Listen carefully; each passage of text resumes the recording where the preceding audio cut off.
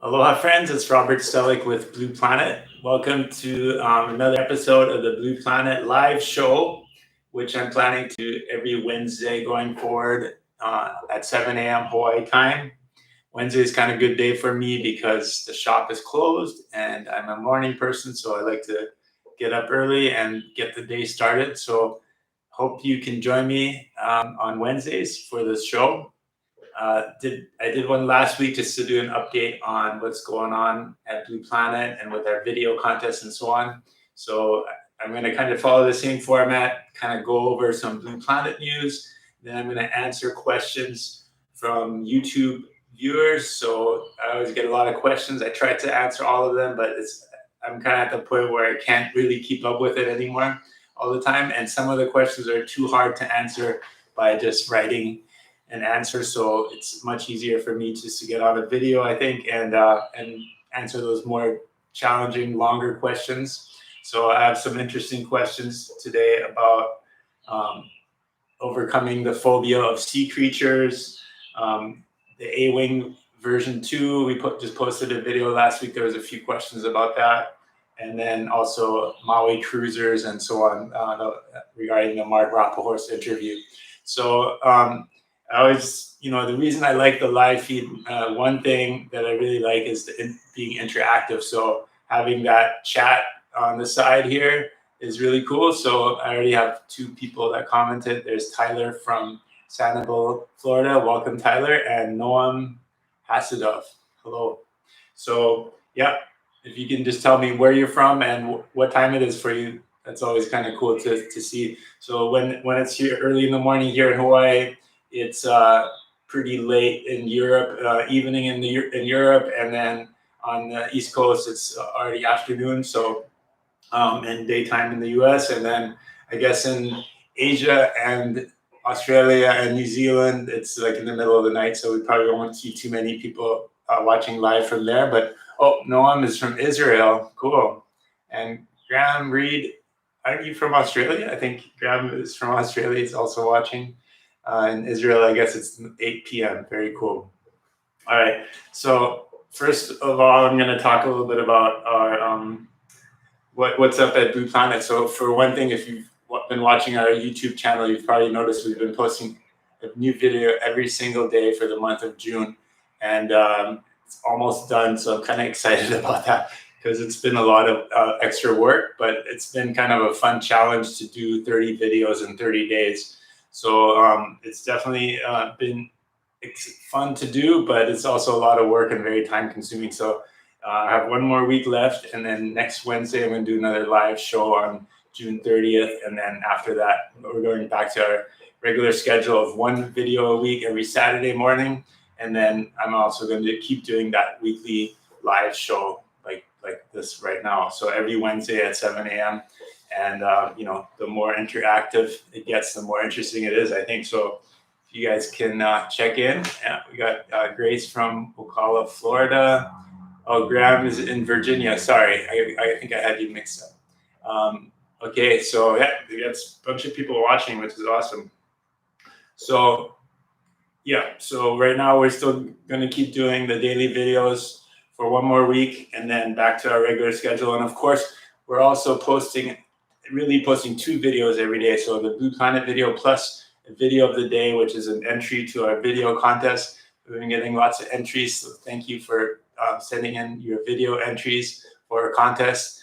The grand prize is $2,000, so it's definitely worth sitting on your computer and putting together a cool edit to send us. We'll post it to our YouTube channel, and then you have the chance to win $2,000. So if you have anything that's interesting, just something fun or entertaining, anything that people would want to watch, that's what we want to see. So send them in, and we'll post them. So we'll keep doing that through the end of July. So another month, a little bit, 5 weeks or so. And then after that, we're going to pick the top 10. And one of the criteria is how many views and how many thumbs up your video got. So once we pick our top 10, we'll have a show and announce the winner by August 14th. So that should be fun. Somebody's going to win $2,000 for the video. So very cool. Another thing is, in July, I'm offering a SUP Professional Stand-Up Paddle Association instructor training course. So if anyone's interested in teaching stand-up paddling, it's actually a two-part course. The first part is just classroom practice, which is 12 hours, and it's all going to be held over Zoom, just like like this with video. And the participants basically have to also participate by presenting on certain topics. So it should be a really interesting class. It's going to be 2 Sundays in July. It's July 11th and July 18th from 9 a.m. to 3 p.m. Hawaii time. So if anyone's interested in joining that Zoom class, that's 12 hours of classroom training, $200. And then if you also want to become fully certified, you also have to take a practical exam, which is going to be on the beach in Hawaii. But if you're not here, you can still take that Zoom class, but you would still have to take that practical class as well, which you can do later if you do plan to come to Hawaii, or you can also do that part with another certified instructor trainer to become fully certified. So, and that class we have here on July 21st as an option as a group class, but you can also schedule as a private class. So I'll put a link down below to that if anyone's interested in joining that live instructor training class on Zoom. Okay, so let's see what the comments say here. So there's someone from Duluth, Minnesota, Rhett Bonner. Welcome. Love these shows and the in-depth interviews. Keep them coming. I'm heading out in a bit to do some inland lake wing foiling. That's awesome, Rhett. Thanks for the great comment. Appreciate that. Hi, if you have the time, can you share F1 strike versus swing V2 feedback? Okay, that's a good question. And then Ramon from Canary Islands. Oh, wow, Canary Islands, cool. So on the F1 strike versus swing V2, to be honest, I haven't tried the F1 strike. I tried the swing, original one, but not the V2. So I'm probably not the best person to answer that question. I've also had some people asking me to compare Armstrong and the PPC wing and Ozone to the Nash wing, which I also haven't tried. So unfortunately, I can't really give feedback on wings I haven't tried. We're getting some Ocean Rodeo wings soon. They just shipped some wings to us, so I'm gonna probably do an in-depth review on that. They're using the Aloha fabric, which is supposed to be much lighter. So that'll be interesting to try and see the effect of the weight. But I'll talk some more about the wings. Somebody asked the comparison between the A-Wing V2 versus the PPC wing and which one's my favorite. So actually, I'm gonna actually start with that question. So let me read the question first. So that was from our YouTube page. So Christopher Curran says, "Thank you for the early review." I don't know if probably some of you have seen that A-Wing review, but Daniel and I tried the new A-Wing V2 that just came out, and we did a review. I think it's pretty good review, honest review. And he's asking, how does the V2 A-Wing compare in power, handling, weight to the PPC wing or Takuma Wing Ride V3? The V1 A-Wing is already super powerful. Interesting. The V2 has more. So that was his question. And then I also got a question from Jonathan Roberts saying, the big question is this wing replacing your PPC? So for those of you who've been watching our YouTube channel, probably know that my favorite wing is the PPC. And to be honest, like the A-Wing V2 is an excellent wing, and I would say I like it a lot. It's not, and it's a difficult comparison to compare directly to the PPC because they are slightly different wings. Now, so basically the answer is it hasn't replaced my PPC wings. The one we use, I put in the shop on sale for $100 off, slightly used. It's only been used like 1 week, so put it back for sale. But the A-Wing is definitely an awesome wing, and what I really like about it is how powerful it is for how compact it is. So the wingspan is pretty narrow, and the tips rarely touch. which is really nice. And the amount of power you get out of the 4.5 is amazing. Like, I think most of the time I would probably not be using anything bigger than the 4.5. So I really like that about the A-Wing. What I didn't like as much is the way it handled on the waves. Like, so when you're depowering or luffing it, that more rigid profile, a little bit more thickness, just adds a little bit of drag to the wing. So, and then also it just feels a little bit, I don't know, draggy. And even though it's pretty neutral, like it doesn't flip over or anything like that, it still doesn't luff as smoothly as the PPC. What I like about the PPC, once you get on the wave or you luff it or you depower it, it just like flutters really smoothly and feels very soft and well behaved, I guess. It's kind of like having a dog that just kind of walks right next to you and follows you without pulling on the leash, right? So that compared to a dog that, just kind of pulls you around a little bit. So I don't know if that makes sense, but that's kind of my my thing. Now the PPC isn't perfect either. I think it could be improved, but that is why I still like that one the best. So I hope that kind of answers the question about the PPC versus the Armstrong V2. Oh, I'm getting a lot of more comments here. So let's see what people say. Okay, the F1. So F1 Strike and Swing V2. I haven't tried those, unfortunately. Life in Paradise this morning is great. Thank you. Retro Crazy UK from the UK at 6 p.m. Thank you. And then Meshmello is joining us from Switzerland again. Aloha, Meshmello. Nice to have you again. And so Rhett says, I just received my 6-meter F1 Strike yesterday. I will try it today. 6 meters is supposed to have 3 ribs instead of 1. I can send a review to this channel. So yeah, I talked a little bit about the one with the ribs, the 6-meter F1 with Tituan Galea in that interview. I don't know if you've watched that one, but that's probably a good one to watch if you're an F1 rider. Like Tituan is just an amazing rider, and he talks about that 6-meter wing. And I guess it makes sense. You can get basically a wider, basically lower aspect wing. So without making the wingspan wider, keeping the wingspan as narrow as possible, but putting as much power into the wing as possible. So those extra struts make sense. It's kind of like, they've been doing it on kites for years, so I don't see why it wouldn't work on the wing. So I would like to try it.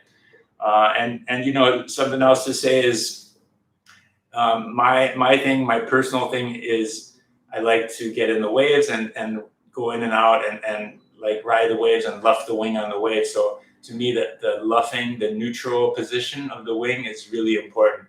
Now, a lot of you probably ride on a lake or flat water where you're not doing that very much. You're not luffing and just walking the wing behind you, So for those of you who are just going back and forth, kind of mowing the lawn or going for speed and maybe jumping and stuff like that, I think the luffing and the depowering and the handling in neutral is not as important. So I think for those kind of conditions, it's actually better to have a wing that's more powerful with a more rigid profile.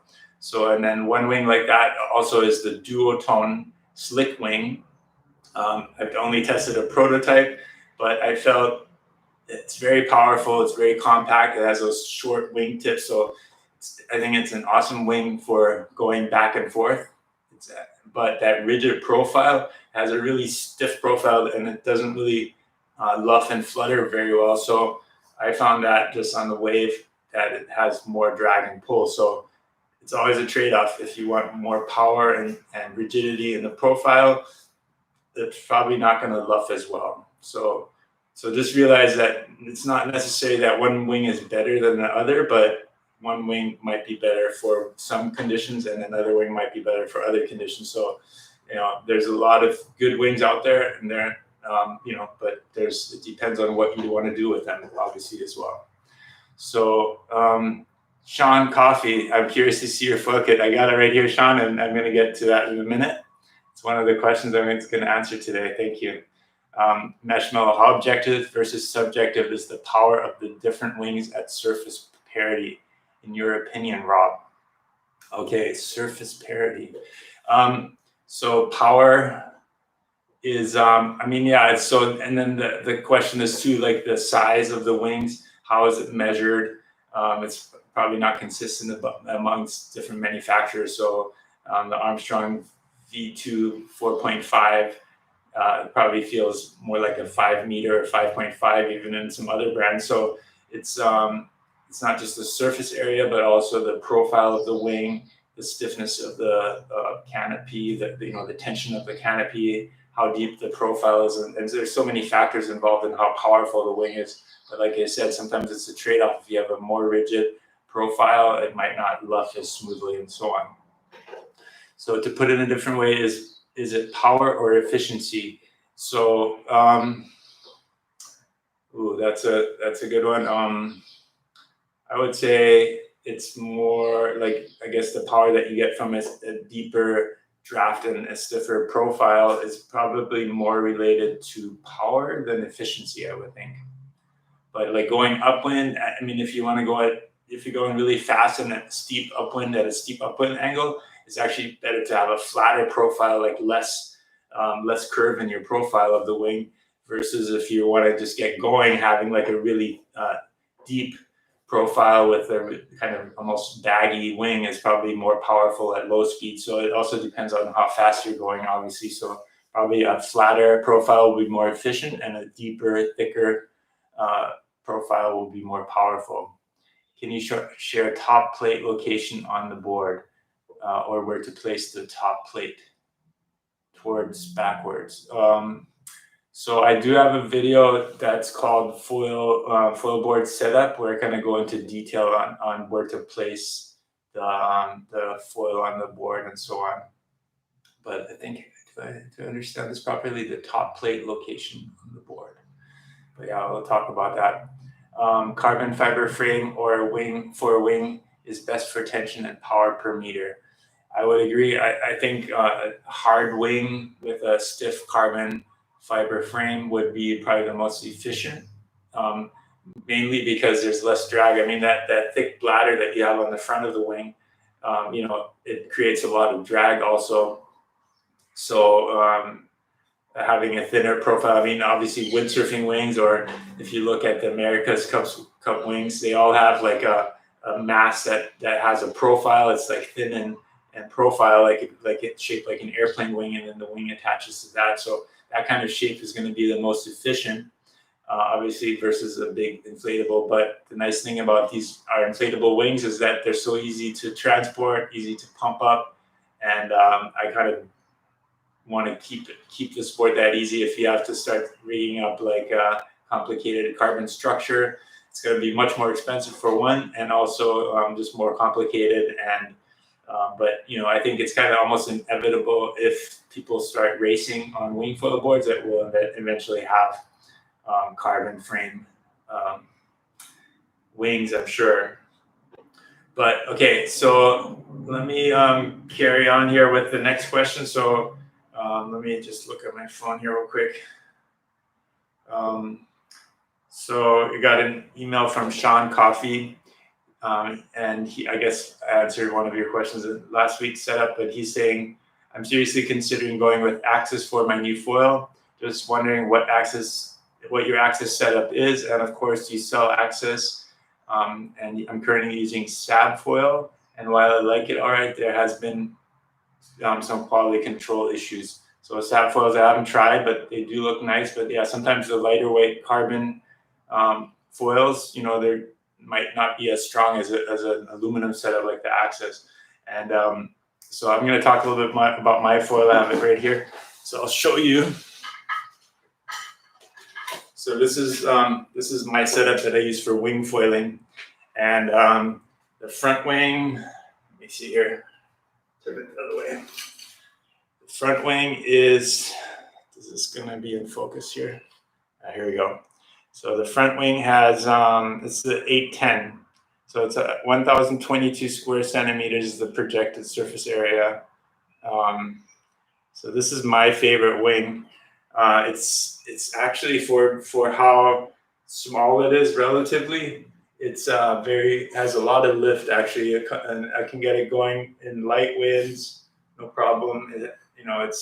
It's a it's kind of a mid aspect, I would call it. It's not super high aspect. Has a little bit of curve, so it's still really nice in the waves. It turns well, and the profile is not super thin. So what I like about that is that I'm able to get it going even in pretty low speeds, and it'll fly through kind of the lulls. Like if the wind kind of dies off a little bit, this will still keep going. And then the fuselage is going to come up here. So the fuselage is the short fuselage. It's, I think, 70 centimeters. I don't know. This camera doesn't want to focus on it. Here we go. Nope. Come on. All right. So it's a short fuselage. I tried the ultra short and the crazy short as well, but I like kind of the short fuselage. Has like a nice, it gives you kind of a little bit more stability, and it flies a little bit more smoothly, I find. So going too short on the fuselage, especially for high-speed riding and stuff like that, it's not as comfortable. But I know, like my friend Daniel uses a 50 centimeter fuselage, so it's like 20 centimeters shorter than mine. So definitely having a shorter fuselage will make the foil more maneuverable, but also a bit more twitchy in terms of just being more nervous and stuff like that. So, and then that's why I also like to use a longer mast. This is the 90 centimeter mast. Oops. Sorry. 90 centimeter mast. So I got a little bit more room to play with for breaching. And I put some Teflon tape in these screws so they don't. I've had these kind of loosen up over time regularly, so I just put Teflon tape in there, and that kind of keeps them in place. So that's a good thing to do. And one thing about the Axis, obviously it's heavier. It's probably, this weighs like probably about twice as much as a full carbon, like Armstrong, or I don't know what the other brands are, but this one has quite a bit more heft to it. But I think in the water, it's really not that much of a disadvantage. It's the weight doesn't seem to bother me at all. Like it's like, for rotational movements, the weight doesn't really affect it. It doesn't affect the swing weight, and it's underwater when you're not flying it, so it doesn't feel heavy before you're flying, and once you're up, having a little bit more weight, especially I think down below in the fuselage, makes the whole setup feel a little bit more stable. So, and then the Axis mast, the aluminum mast, is very strong, and not as expensive as a carbon mast. So I think it has some merit, the aluminum setup. It's not a bad thing to have aluminum. One thing I don't like about it is that it has like these cavities inside, and sometimes the water gets trapped inside and then slowly seeps out, and you have like a crust of salt everywhere. But the way it's made, it doesn't have a lot of corrosion. So even though I leave my foil assembled all the time, I don't take it apart all the time. I've had this for, I don't know, 6 months and really take it apart. There's very little corrosion, so pretty nice setup. And then, for the tail wing, I'm using the 460, which is kind of a flat wing. And not sure if this is the perfect ideal setup. I'm actually thinking about chopping it smaller. It's probably more wing than I need. Originally, I got this to use for pumping with a much bigger front wing, like dock starts and things like that. I got this for that, and then I tried it with this setup, and I really like this. It feels pretty fast and efficient. And like my turns are probably a little bit more drawn out because I'm using kind of a bigger, wider wing, but because it's so high aspect and small chord, it doesn't actually have a lot of surface area, but this one seems to work pretty well for me. All right, so that's my foil setup. Let's see what comments I'm getting here on that. Carbon fiber frame. Oh no, this is already up. We already talked about that. Okay. So yeah, Sean, does that answer your questions? I hope that answers your questions. And then I'm gonna respond to this guy here. The Reefer Gladness is his street name. I'm wary of lake and sea creatures. How real is the worry? I live in Florida, specifically Lake Country or County, the highest concentration of gators and lakes in Florida, just about, if not the top. All right, Sean, thank you. Yeah, so I just wanted to mention that I think it's very common to have kind of a phobia or fear of creatures underwater. It's kind of scary. I mean, when I remember when I first moved to Maui, I grew up in Germany, and even in Germany where there's no sharks or dangerous sea creatures, just swimming in a lake that has like murky water, I used to always like have this fear that there's this weird stuff down below that might want to bite me or something like that. And then when I moved to Maui to windsurf, I was still kind of learning to jibe, and I fell in all the time. And then water starting, you're kind of kicking your feet underwater, and you have to kind of get back on the board. And I just had this.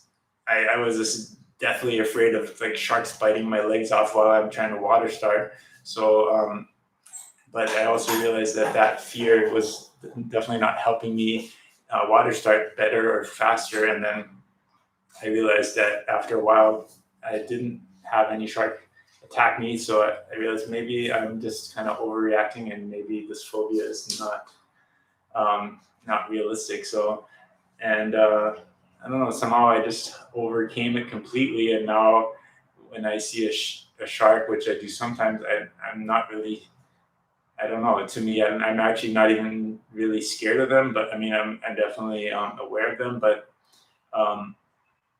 and the sharks are always going to be there, but they're not out to get you. So I've seen them often enough where they're just cruising, or they're not really paying attention to me.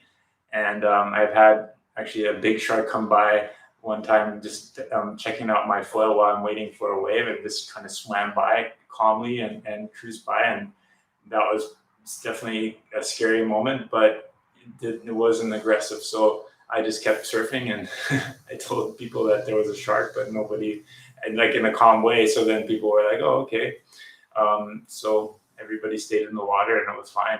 So, but sometimes I know that it's a hard fear to overcome. I mean, I've totally experienced it myself, and but it's not constructive. Like if you want to learn to do water sports, then you basically have to find a way to overcome it. And I think one of the best ways is to just look at the statistics, like how many people actually get killed in water sports from sharks. And it's very, very rare.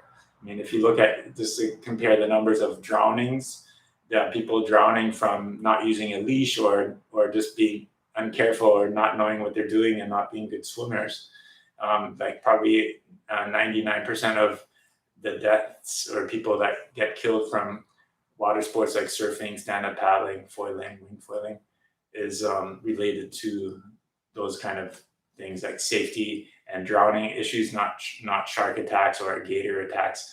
So I think, use your common sense. Don't go, obviously, some places are obviously also much more dangerous. Like T2, I was saying New Caledonia has like the highest rate of shark attacks in the world for per capita kind of thing. So, I mean, depending on where you are, I think here in Hawaii, we have tiger sharks and sometimes even white sharks, great white sharks. So, but it's so rare that somebody actually gets killed. I mean, sometimes people get bitten, but it's kind of by mistake in like murky water. And most people survive if a shark bites them by accident. And it's not like after they get bitten, the sharks come back and maul them and eat them. They just kind of bit them by accident and then leave. So they're not out to get us. Don't think of a shark as somebody that's out to eat humans. I think they realize that we're also at the top of the food chain and also a predator. So they pretty much leave us alone if they realize that you're a human. So anyways, that's kind of my take on the phobia. So I guess look at the actual statistics and think about, what is really the risk of this happening. So I hope that helps. I mean, I know like phobias are not easy to overcome. So, okay. Let's see if I got some more comments. Okay, Tyler Hollowell. I'm 185 pounds and buying Access and wondering if I should get the 1150 pump and glide or the 1050 height performance speed, Florida conditions. So Tyler, what are you doing with the wing? Are you just pumping or surfing, stand-up surfing, wing foiling? I guess probably you're talking about wing foiling. So I mean, if you're starting out, it's always good to have a bigger foil that'll get you up at lower speeds and fly easier through the lulls or light winds and so on. But as you get better, it's definitely you can move down to a smaller wing that's going to have less drag and more speeds. Like I said, I'm using that 810. That's a really nice, efficient wing. I also use the the 760 and the 860. Those are also fun to use. So I think the 1150. God, is that the one? I have one really big, wide, high aspect foil. I think that's 1150, and that's the one I use for pumping and so on. And it's very efficient, but it's also a lot of foil. So when you're turning, it's so wide that when you're turning it, the tips come out easier. So it's not, and then also just that flatter shape. It's kind of harder to initiate the turn. So it's kind of a trade-off, I guess. But I actually haven't tried that one on a wing foil setup yet. I feel for me it's kind of too big. But for you, for Tyler, 185 pounds, if you're just getting started with wing foiling, probably the 1150 would be a good one, or the 1050 as well, I would think. Meshmello, about e-foils, has anyone tried to mount straps on lift boards? I'm getting one soon and trying to engineer a contraption to put at least 1 foot strap on a lift 3. It's a good question. I've seen people jumping on them. I'm not sure if they're using straps, but I'm pretty sure that you would have to have straps if you're jumping it. And I have used the lift e-foils, the original ones. I had a whole weekend to use it, and I used it for several hours, and it's really fun to just be able to fly for a long time. It's kind of a little bit like wing foiling. You get a lot of time on the foil, a lot of time to practice. I would say the downsides are that it's a little bit limited, the conditions that you can use it in, and on the waves too. One thing to note is that when you get on waves, even if you depower it, unless, I guess I didn't have those folding propellers. I guess if you have the folding propeller, you supposedly can just turn off the power and it'll glide by itself. But it is a really heavy setup and it has more drag. So I would say definitely for if you wanted to use it to tow into waves, it's not an ideal setup. But for practicing, you're getting lots of time on the foil and practicing, it's excellent for that. But then also, that said, after you use it for a few hours, eventually it's kind of like riding a speedboat or something like that. It's fun, but eventually it's there's not that many new things you can do on it. You can turn it, you can do little jumps, but also probably pretty limited how high you can jump with a big battery and stuff like that on the board. So, but yeah, I think the strap mounts. I mean, we have those stick-on strap mounts from NSI. Those are good. A lot of people use those on prone boards as well. But if you don't have inserts, that's one way to easily attach foot straps without drilling into the board. The NSI surface mounts. So those work well. But the lift boards, I don't know. They might actually even have inserts in them already, so it might be able to just attach straps to them. I'm not sure exactly. That would be probably a question for the lift foil guys. Gustavo, do you think catamaran hulls are good for prone or downwind in 5 foot range? That's a good question. I do have some experience with catamaran hulls. We actually built a couple. I used one in California. I did a 100-mile river race down the Sacramento River, and I used a twin hull board, basically a catamaran shape, and it had the attachments it was detachable, so You could take the two pieces apart and pack it up pretty small and have it shipped over. And it was definitely a fast setup. It has, you can make it pretty stable. And I tried it at different widths, like I had it set up so you can, the two hulls could be narrower or wider apart. And I tested the speed at different widths. And there's some kind of effect of like when the wake comes from the nose and kind of hits in the middle. At different widths, it has like different interference of the two wakes coming together. And that's, I think, what creates the most drag on that catamaran hull. And for me, I found that the narrower I put the hulls together, the less drag it had. It was a little bit faster at narrower widths, and it still felt very stable. I think I ended up using it at like 26 inches width. Like so the width of the two hulls from outside to outside was 26, but because all the volume is on the edges, it still felt very stable even at that 26-inch width. And then plus it's more comfortable to stand on, and you can get the paddle closer to the hull, so you can have a straighter stroke and less strokes per side with a narrower setup. So I found like the narrow setup around 26 inches wide worked best for me. And then if it's a race like that where you're mostly going straight and you don't have to turn a lot, the catamaran definitely has a lot of merit, a good design. But that said, it does kind of feel like you're on tracks. It feels like you're on train tracks, and it doesn't really want to turn very, very well. So the SIC Standamaran has the rudder system. So it has two rudders in the back, two big rudders, and that one is quite efficient at turning. So that with the rudder, it allows you to turn it. But even with the two big rudders, and then the rudders create more drag. On the one I built, I didn't have a rudder. I just used two really small fins. It was like nubsters, like really small fins. I found it still had enough tracking with the really tiny fins, but it was a little bit easier to turn when I needed to turn, and it has less drag with smaller fins. So that's kind of my experience with catamaran hulls for stand-up paddling.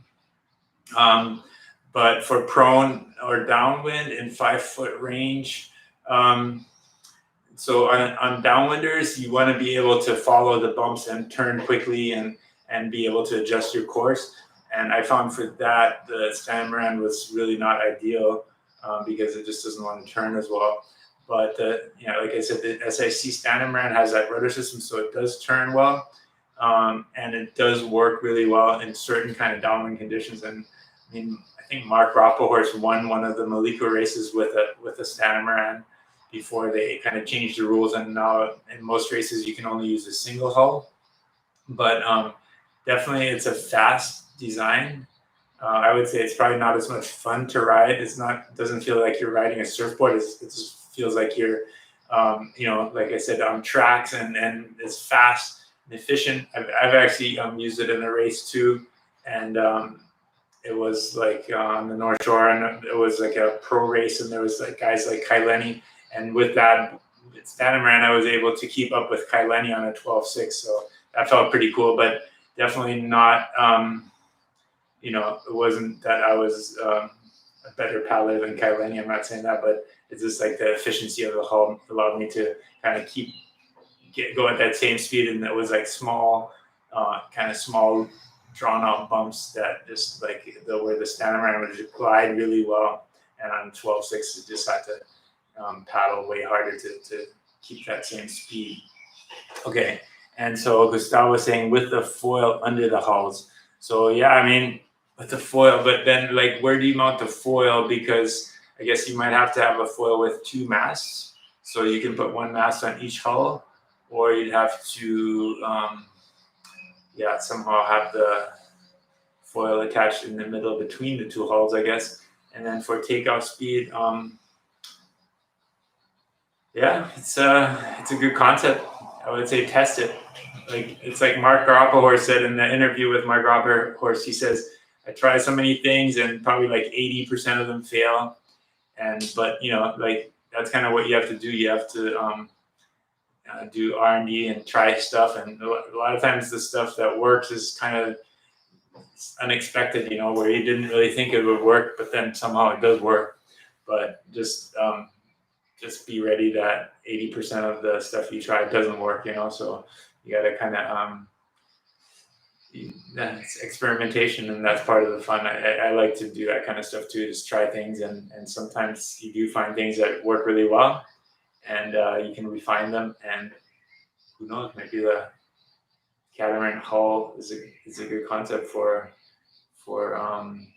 downwind paddling. I mean, I don't know if you've tried downwinding. It's not as easy as most people think it is to get a foil going at on a small wind chop and so on. It takes a lot of effort to get up on foil, but the foils are getting more efficient, and in the right conditions, definitely the downwind foiling is really cool as well. But sometimes people think, oh yeah, they can just get on a lake on a medium wind day and start to downwind foil, learn how to downwind foil on a lake. I think that's pretty unrealistic. It's not easy to get up on the foil. You need to overcome quite a bit of drag and get to a pretty high speed to be able to lift up on the foil. And then even once you lift up, you have to have that skill to control the foil. So ideally, before you want to be a really good foiler before you even attempt to do downwind foiling. It's not something you want to do to learn how to foil. Okay, so I got one more question from a viewer comment here that I want to mention. This is from the Mark Rappahorse interview, but Wayne Carson says, great interview. Mark is one of the best in the water world, besides being a really great person. It's an honor and privilege to see and converse and learn from him. Soon I'll be accomplished enough to get a board from him. The no license, no insurance Maui cruiser days are for reals. We all did it. I still drive an unlocked cruiser truck. Equipment's worth more than the truck. Van coming soon. Ahui ho. All right, Wayne. Yeah, thanks for that comment. And I just wanted to kind of talk about the old days on Maui. Like when I first got to Maui, I think it was like 1988 or something like that. I basically had like $800 and $600 I spent on the pickup truck, and then I had a cashier's check, but the bank wouldn't let me get the money for 30 days, so I had like $200 to for the next month, and so that was interesting, just living on the beach, and I had this VW Rabbit pickup truck, and the brakes were pretty much shot. It was just like metal on the brake pads. So and yeah, never locking the cars. I don't know, just like those days, everybody on Maui that was into like windsurfing and water sports would just drive these ancient cars that would barely run anymore, and somehow the police and the safety inspections, you would be able to kind of get away with just driving those kind of cars or trucks, and even no insurance or nothing. So to hear Mark's story was this classic. Like he said that he had to, he was 16 years old, didn't have a driver's license, so he had to like use a forged driver's license to be driving around, and was able to get away with it for a couple of years, driving around illegally. It's really the only way you could get around on Maui those days, and you needed some kind of transportation, and people would just drive whatever, as long as it was still running and rolling, good to go. So those were the good old days. And when I moved to Maui, from Maui to Oahu in the early 90s, I was kind of surprised, because here on Oahu, everybody locks their cars and stuff like that, and most people have kind of nicer, newer model cars. And it's rare to see those kind of rust bucket surf cruisers, Maui cruisers, but where on Maui it's very common for people to ride cars that probably are not street safe anymore. So that was my Maui cruiser comment here. All right, so if does anyone else have questions on the comment feed here? So I think I answered that one about the catamaran with the foil under the hull, and but if there's no more questions, I'm going to wrap up the show, and I really appreciate everyone watching it and those comments. It's fun to have like that interactive comments going on. It's great, and I'm going to do this every Wednesday at 7 a.m. same time. So if you can join me again next week at the same time, that would be awesome. And yeah, I'll keep coming up with new stuff to talk about, whatever's new at Blue Planet, and then also questions on YouTube. So there's stuff that I can't answer easily in a couple of sentences. I'll put it on the live show, and Gustavo will keep doing this. Yes, I will. I will keep doing this.